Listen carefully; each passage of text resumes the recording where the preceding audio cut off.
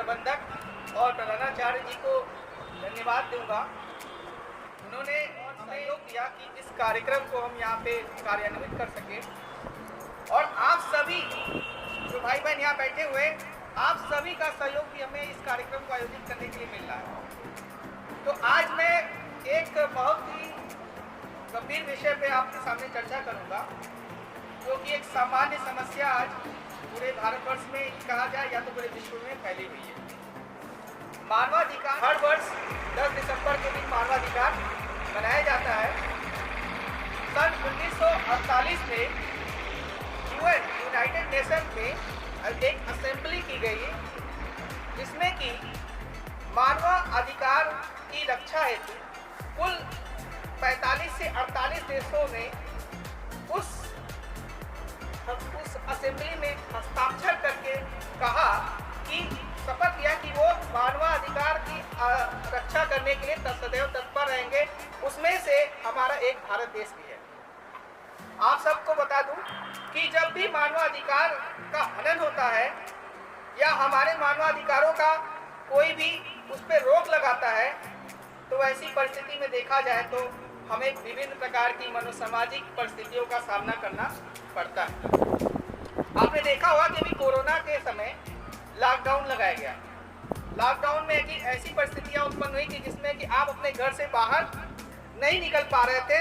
जो आप कार्य करना चाहते थे वो आसानी से नहीं कर पा रहे थे। आपके माता पिता का नौकरी उससे प्रभावित हुआ। आपका अगर कोई स्वास्थ्य और कोई समस्या हुई तो उसमें भी सही से सुविधा मिल नहीं पाई। यानी वहाँ पे आपका देखा जाए तो कहीं न कहीं मानवाधिकार का थोड़ा बहुत हनन हुआ। लेकिन इस बात का ध्यान रखना है कि जब भी कोई आपातकालीन परिस्थिति होती है तो एक देश का भी फर्ज बनता है, कर्तव्य है कि वो अपने नागरिकों की स्वतंत्रता और स्वास्थ्य की सुरक्षा को ध्यान में रखते हुए कुछ अधिकारों पर थोड़ा सा रोक लगाए। इसीलिए हमारे भारत देश में क्या किया गया, लॉकडाउन किया गया, ताकि हम लोग अपने घरों में रहते हुए अपने आप को स्वस्थ रख सके।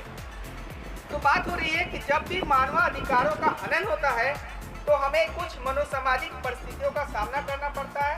और जब ये मनोसामाजिक परिस्थितियां हमारे ऊपर बहुत गंभीर तरीके से प्रभावित करने लगती है तो हमें कुछ मानसिक रोगों का भी सामना करना पड़ता है। अब मैं ये पूछना चाहूँगा, आप खड़े हो जाओ। क्या नाम है आपका? मुस्कान। ओके। आपने कभी सुना है कोई बीमारी के बारे में जो मानसिक रोग से संबंधित? कोई भी मानसिक रोग का नाम जानते हैं? चलिए कोई बात नहीं, आप खड़े हो जाओ बेटा। क्या नाम है आपका? कोई भी मानसिक रोग के बारे में जानते हैं आप? नाम बता दीजिए। ठीक है, इसमें से कोई भाई है जो बता सकता है कोई भी मानसिक रोग का नाम? हाँ, मानसिक रोग का नाम।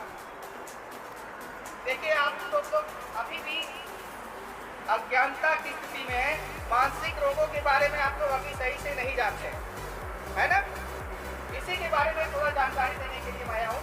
आप लोगों ने नीचे जो अभी एक फॉर्म भरा, उसमें हम लोग क्या जांच किए? मानसिक स्वास्थ्य की। और उसमें हम लोगों ने कुछ खास बीमारियों का भी जांच किया, जैसे डिप्रेशन। नाम याद कर लीजिए, depression, anxiety disorder, stress disorder.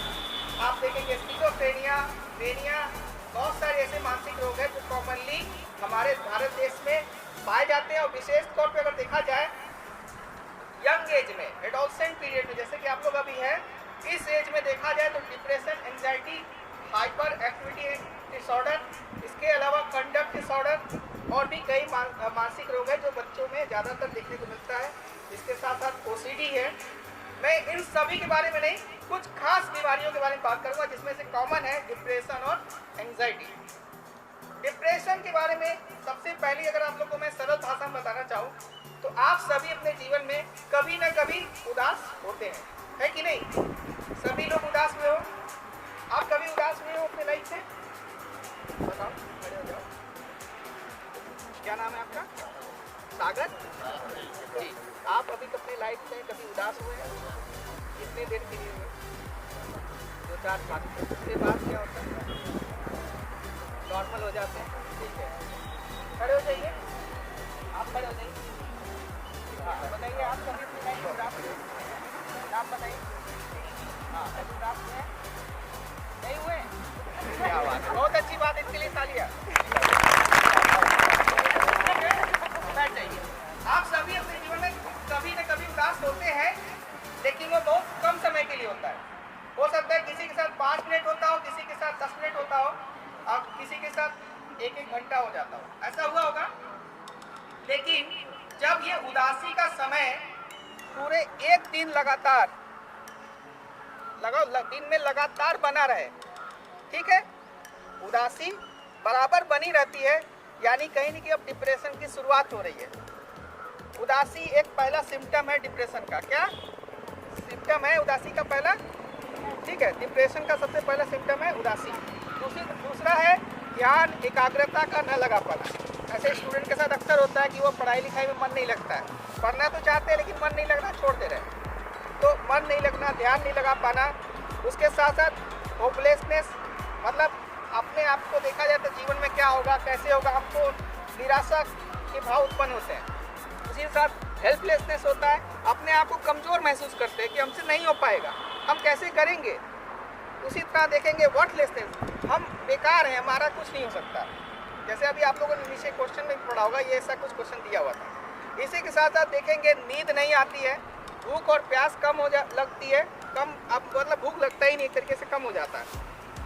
नींद नहीं आती है तो भाई उसकी वजह से क्या होगा, आप देखेंगे दिन भर में जो दिनचर्या होगी उसमें आप जल्दी थक जाएंगे, आपका मन नहीं लगेगा, और ऐसे में क्या होगा कि आप भूलने भी लगोगे, चीज़ें पढ़ोगे लेकिन भूल जाओगे। याद अक्सर होता है ना आप लोग के साथ कि पढ़ते हो भूल जाते हो, तो याददाश्त भी कमज़ोर होने लगती है। इसके साथ साथ कुछ गंभीर लक्षण भी होते हैं, जिसे लोग हम अपनी भाषा में लोग कहते हैं डिल्यूजन और हेलुसिनेशन। आप लोगों ने मूवी देखा है मुन्ना भाई MBBS? लगे रहो मुन्ना भाई, देखिए मूवी। अच्छा, गांव में अक्सर कहा जाता है कि उसको भूत पकड़ लिया है ना, देखा है ना, उसको वहाँ पे उसको कोई भूत दिखाई देता है, तो एक्चुअली होता नहीं है, वो इमेजिनेशन होता है और वो चीज़ उसको दिखाई देने लगता है, तो इसे हम लोग हेलुसिनेशन कहते हैं। जो चीज़ वहाँ पे मौजूद नहीं है वो दिखाई दे, सुनाई दे और महसूस हो, तो वो क्या होता है, हेलुसिनेशन। उसी तरह डिल्यूजन होता है। डिल्यूजन में क्या होता है कि एक विश्वास जो कि गलत है लेकिन हम उसको सही मानते हैं, तो वो क्या होता है, डिल्यूजन। एग्जाम्पल कि अब ये कहे ये गोविंदा है, अपने आप को ये कहने लगे ऋतिक रोशन है, जबकि है नहीं, तो ये क्या हुआ, डिल्यूजन है।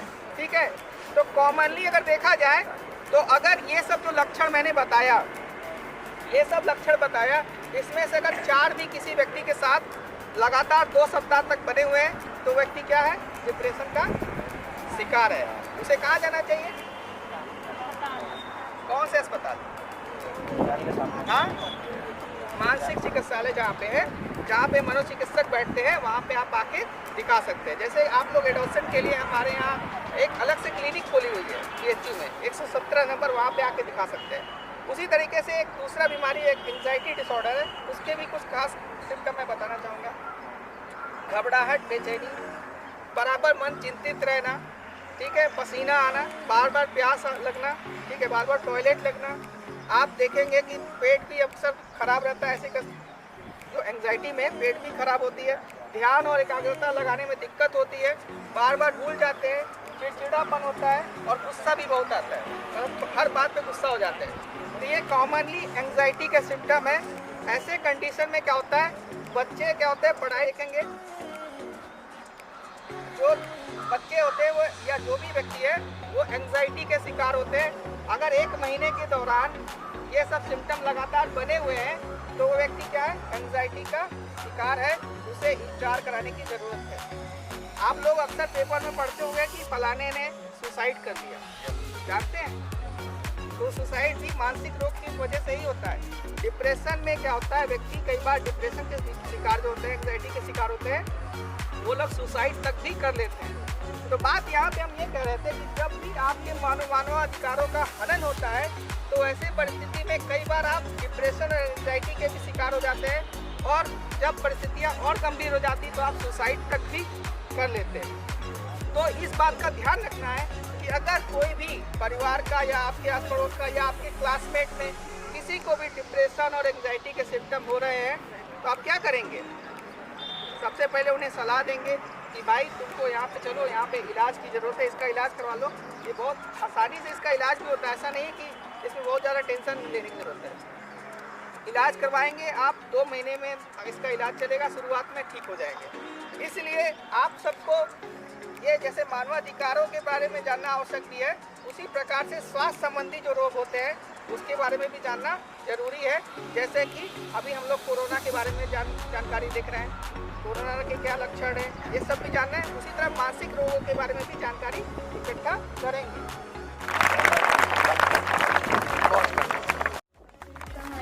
क्लास 11 और मुझे ये सब देखकर बहुत अच्छा लगा और इससे ज्ञान मिल रहा है। मुझे बहुत ज्ञान प्राप्त हुआ। हमें डरना नहीं चाहिए, हमें मेरा नाम प्राची गुप्ता, मैं 11th में पढ़ती हूँ। इससे इस संस्था से यह जानकारी मिली कि हमें कैसे अपनी समाज में रहना चाहिए और सबका सम्मान करना चाहिए। मेरा नाम आकांक्षा है, मैं क्लास 11 से पढ़ती हूँ। मुझे ये प्रोग्राम बहुत ही मुझे बहुत नॉलेज मिला है और बहुत नॉलेज। मेरा नाम श्वेता यादव है, मैं क्लास 9th की छात्र हूँ। मेरे स्कूल का नाम संत यदुनाथ इंटर कॉलेज है।